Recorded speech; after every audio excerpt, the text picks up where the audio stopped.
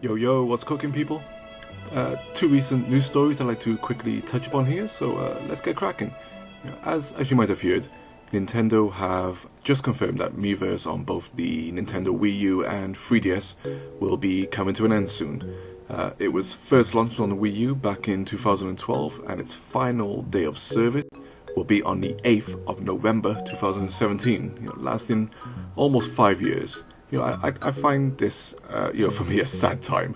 Although the last Miiverse post I made was a screenshot from Kirby and the Rainbow Paintbrush, one of the last Wii U games I bought, that post, was made a few days before the Switch launched. And from that point, I was hooked on Breath of the Wild, which we now all know is the greatest game ever made. Even, recently confirmed by Edge magazine. Not that I need to confirm it, anyway. But the Miiverse post, but the first Miiverse post I ever made was on the launch day of the Wii U. The very first moment I got to play on Nintendo Land, as well as Super Mario Bros. U. That moment where you connected online to Miiverse and saw your post appear in the game, was something magical. Not only that, seeing other people's posts on Nintendo Land, as well as on the world map of Super Mario Bros. U, it just felt awesome. And suddenly, Miiverse began to make sense. Not only did it make sense, you started getting that Nintendo pangs of, dear Crom, they've done it again. Miiverse was one of those console revolutions, I feel, up there with the Rumble Pack, the Wiimote, and the Wii gamepad, just to name a few. Nintendo creating something that benefited games in many ways that truly made their consoles feel unique and alive. The initial power of Miiverse was so strong for me that instead of watching a YouTube video or going onto game FAQs to find answers to things that I might be stuck on, I'd happily make a Miiverse post, put up a screenshot of where I was stuck and ask for help. And the wonderful thing was, people actually replied and helped. We all know how poisonous online voice chat can be, or messaging boards like NeoGAF and Reddit, etc. But the community on Miiverse, was completely the opposite from my experience. This truly felt like a gamers forum. Not just your typical gamers forum, but more important, a Nintendo gamers forum. And from my experience, Nintendo players are the best gamers out there. But that's what happens when you enter an ecosystem with the greatest games developer on the planet, as well as a developer who lives for nothing but video games. Another thing I loved about Miiverse was also how it, in ways, kept a diary of your gaming past. You could easily go back to your first ever post and scroll through all the additional posts you made and see how your gaming activities evolved over the course of the Wii U and later on the 3DS. Then later on, they added the screenshot gallery option, allowing you to store up a good number of your favorite screenshots. Something I personally started to do. Although I also had a Tumblr account for many of my other Wii U screenshots, but still, I was encouraged to stay on Miiverse and enjoy its wonderful environment. Joining Miiverse channels was also a delight and a great way to speak directly to other developers who had launched their games on the Wii U eShop. Many times I thanked many developers for creating a quality title, and many times I got replies, which was always nice.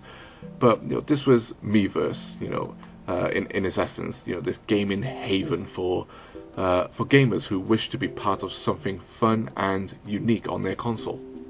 Nintendo have pretty much also confirmed that Miiverse won't be returning to the Nintendo Switch, which I personally find tragic, and I would happily pay additional subscription fees to keep the service going in a new and improved version on the Nintendo Switch.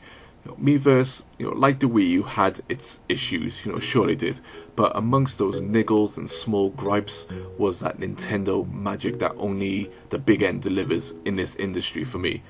Sure, Miiverse was slow to load and, not as integral to the OS on the Wii U as we would have liked, but I looked past all those niggles and found a wonderful service full of insanity, magic, and most of all, Nintendo gamers who found their own official social network linked through all these Nintendo platforms, which for me, for me was a console revolution that is begging to come back in a better form. Something I hope Nintendo certainly considers in the near future. And finally, onto the other story I'd like to cover.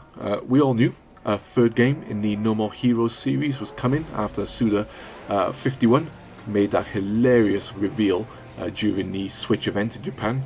But finally, we've had that further confirmation that not only is it still exclusive to the Nintendo Switch, which makes me very happy, but it has a planned 2018 release, and we got to see the first full trailer for the game running in what I believe is the real-time engine. So, why am I hyped for No More Heroes 3? Well, in fact, one of the very first videos I've done on this channel, I'll attach one of those tag things at this moment for a link to that video. In that video I talked about how awesome the Wiimote's features were put to use in the first No More Heroes and how it left a lasting memory on me.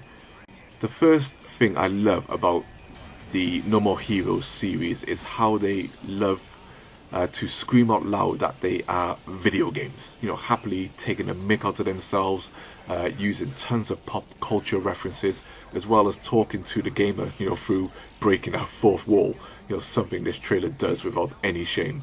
It's going to be awesome playing as Travis Touchdown again, that's for sure. But what I'm most excited about is Suda51 himself, and how I know, or at least are very confident in, based off the first No More Heroes, is how he will utilize every aspect of the Switch to create a fun and very unique game. The technology on offer with the Switch, with the likes of the motion controls, HD rumble, the IR sensor, portability, etc. I'm just super excited to see how he brings all of these things into No More Heroes 3. A part of me wishes that the Joy-Cons had a speaker again, exactly the same as the Wii, or even the same as the PS4 controller right now. Something Sony clearly robbed from Nintendo, but very few developers bothered to use it, which is a shame. I hate it when these technologies are put onto consoles and people don't use them to their full effect. But there we go. The PAX Nindies Games Reel showcased some seriously great looking games, many showcasing some fresh and original gameplay mechanics, and many of which I'm going to be buying for my Nintendo Switch. 6 months in, and not only am I pumped for the games coming in 2017, but 2018 for the Switch is looking to not let 2017 have all the glory. What a great time to be a Switch owner. Anyway, thanks for watching as usual, and please feel free to comment below and let me know your thoughts on thoughts and experiences with you had with Miiverse, as well as your feelings on the No More Heroes 3 trailer.